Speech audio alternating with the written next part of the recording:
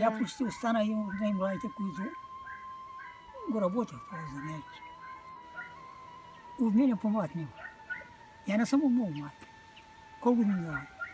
На колко години ви давам ли? Да. Аде.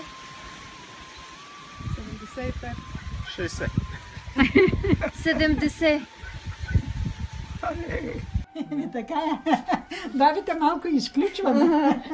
Малко търно тук, най-близо, си имаше човек, който... Да, майстор, който... Дето вие търсите сега такива, ама ги няма. Много отдавна са починали. Правите ли още кошни? Не хватам вече. Не хватам, защото едно, че не ми се хватам.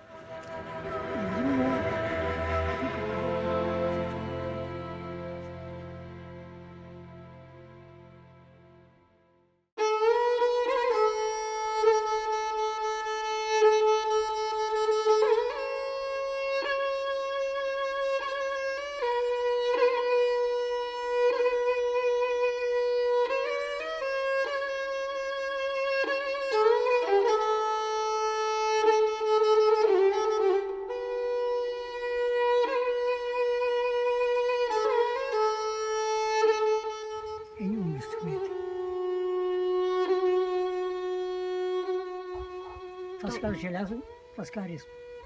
Как? Респа. Респа. Да. Желязо, Това е респа. желязо зацепене. Тук се заплита, и тук се затиква, а и това се обръща. Аха. Това минава като обръща тук сега, тия пръчки. Да. Да го обръщат и след това тръгва пръчка да се плете. Служи за външна облицовка на къщи. Да. А ти правил ли си вкъщи?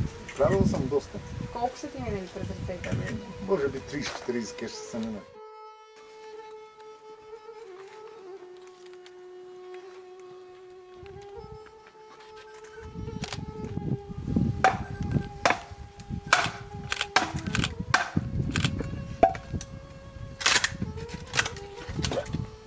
Излезе.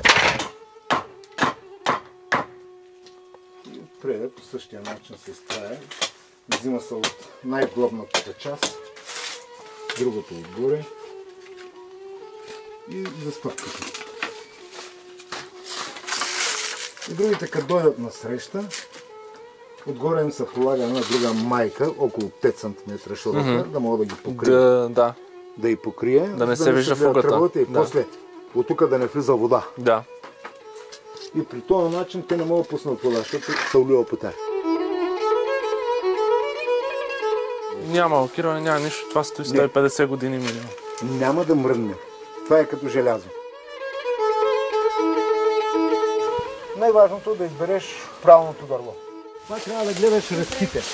По ръзките се ръководиш, че дървото се цепи. И предимно това е горун. Но най-хубаво да е благун. Ляво горун, дясно благун. Да. Така. С език ще виж, че е сладко. Предлагат. Да. Той залепна пръста. Да, лепка воема. Не. Не сладко. Ако сега при тебе дойде някой и ти каже, че иска да му продадеш този занаят, ще се нахванеш ли с това? Ще се фана. Що да не се фана? Това трябва да те радва. Аз вече си отивам. Аз станах 65, още 2-3 години кодявам. 5, не е много. Да се научи някой да продължи нещо, което може да остане като реликва, що да не.